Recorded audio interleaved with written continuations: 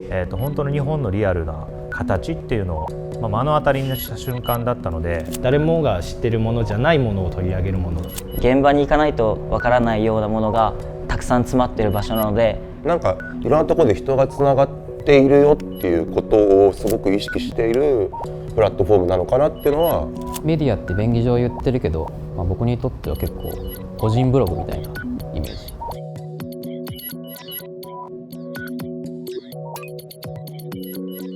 2018年頃のアビスは大きく言えばクラブミュージックとかエレクトロニックな音楽とかをキュレーションしてたと思うんですけど、いわゆるポストクラブとかデコンストラクテッドクラブとか、エクスペリメンタルっていう、あくまでも一部のジャンルだと思うんですけど、クラブミュージックの中でも特に特殊な音楽とかを取り上げていたのが印象的で、僕にとってはすごいそれが全く新しい世界で、そこから徐々に2019年2020年と日本の新しい音楽ヒップホップだったり、まさにエクスペリメンタルな音楽をやっているアーティスト、そこから2021年22年はハイパーポップとか、そういった音楽を経由して現在のアビスに至るんですが、やっぱり根底にある新しいものとかカッティングエッジな部分だったりとか、まだ見ぬもの、もしくはオーバーグラウンドでは取り扱えない、誰もが知ってるものじゃないものを取り上げるものっていうメディアとしては、僕はすごい強い影響を受けてきました。メディアだけどすごくコミュニティというか距離感みたいなものをすごく意識して現実の遊び場だったり音楽の現場だったり、なんかいろんなところで人がつながっているよっていうことをすごく意識しているプラットフォームなのかなっていうのは、特にコロナ禍以降のアビスの印象ですね。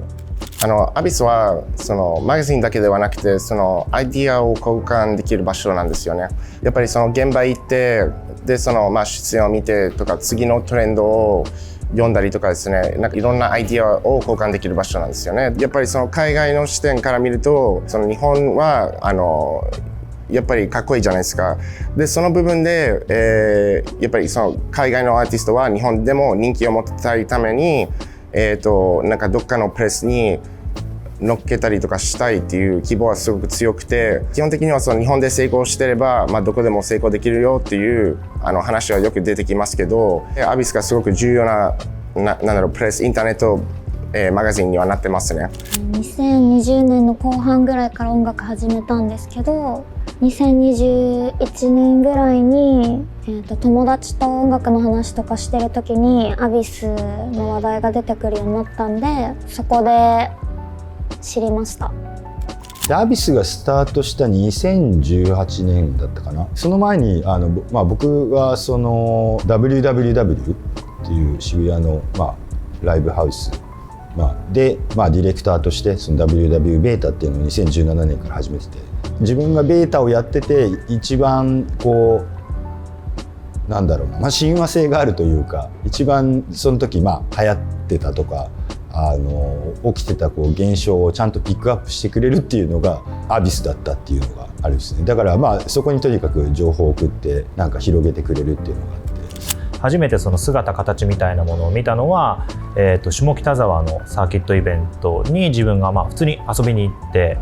で、そこで初めて見るアーティストもすごい多かったんですけど、めちゃくちゃ楽しくて、なんかやっぱりその自分の中の熱量とか、あとはそこにいる人たちの服装、ファッションっていうのにすごいインスパイアされて、やっぱりその普通に昼間歩いてる、街歩いてるとなかなか見かけないような人たちがそこに大集合していて、ある種その Y2K の、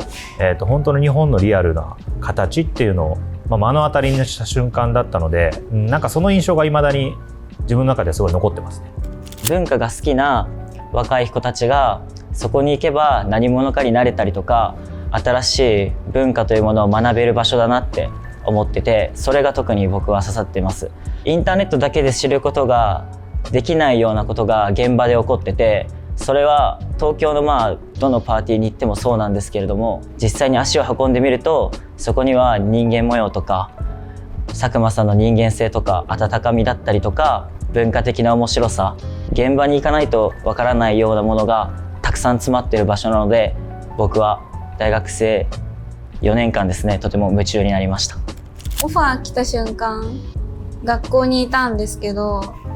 なんか隣にいた友達にギャーって叫んだことを覚えてる。そんくらいすごい嬉しくて、アビスのイベントに出れるって、わーってなっ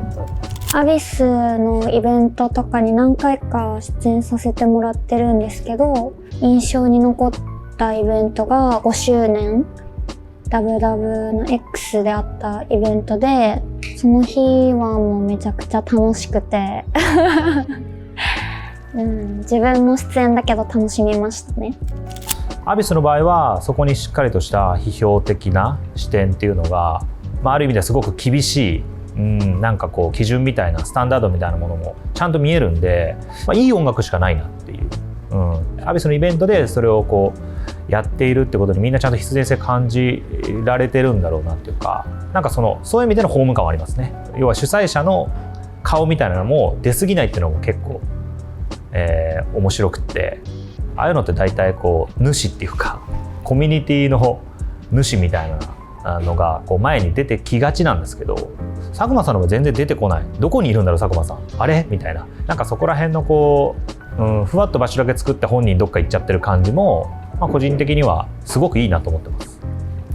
場所とかその距離とかそういうことにこう意識が感じられる、ね、存在なんで、行き着いたのが公園とかなんかそういう人が出入りする場所だけど、ハードな利得関係がないような自由さ、ゆるさとかだけど守られてるもの、優しい場所みたいのがちょっと曖昧ですけど、そんなところが作れたらいいんじゃないかなっていう意味で今公演っていうことにしました。現状はやっぱりその日本のアーティストはもうちょっと人気になってほしくて、例えばですけどそのアビスを通してで人気になったらいいかなと思いますよね。これからそのアビスエグと合わせてその例えば今後のリリースはそちらになれば、もしかしたらその海外の、なんですか認知が広げられるのかなって希望してますね。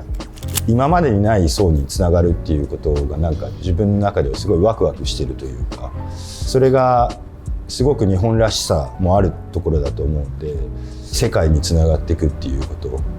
そこに広がっていって、これが日本から出てきた新しい音楽なんだっていうふうに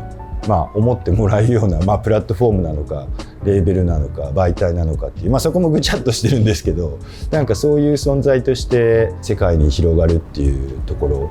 自分はそこをずっと見てきたものとしては、なんかそこにリーチできたらそれはまた新しい景色が見れるんだろうなと思います。まず自分が音楽を作っていて、音楽活動をしていて、音楽の編集者とか音楽ライターみたいなものになりたかったわけではなかったんですね。僕の勤めてた会社の中で、その新規の事業を提案する会議の中で、自分ができることを提案したっていうものの内容が、アビスの元になったものです。どういう基準で取り上げてるんですかっていうのはよく聞かれるんですけど、あえて自分の個人の主観を取り入れていこうとは思っています。個人のレコード欄とか CD の棚ってあれがあるけどこれがないみたいなって当たり前だと思うんですけど、そういう偏りがあってもいいよねっていう、メディアって便宜上言ってるけど、僕にとっては結構個人ブログみたいなイメージ。その時気になるものであったりとか、これなんだろうって思うものとか、日々の忙しさによって対応できないこともあるけど、それさえもその個人ブログだったらありなんじゃないのかなって思ってます。で、時代の流れとか、そのトレンドであったり、シーンの移り変わりみたいなのと、そういうのをこう柔軟に受け止めつつ、個人の主観も入れつつ、表現しているのがメディアなりブログなりみたいなのであって、でイベントと、マーチャンダイズも、方法は違うけど同じような軸でやっているっていう感じですね。で、さっき言った、イベントやマーチャンダイズっていうものと基本的にはその考え方とか向き合い方はあんまり変わらないんだけど、それもっと、アーティストの楽曲とか、アーティストの活動そのものにフォーカスしたのが今回のレーベルです。一人でやりながらもいろんな人がこの支えてくれてサポートしてくれて、今まで7年ぐらい来たわけで、それを踏まえて自分たちができること、できる限り熱量高くイベントもメディアもマーチャンダイズもレーベルも全部やっていきたいっていう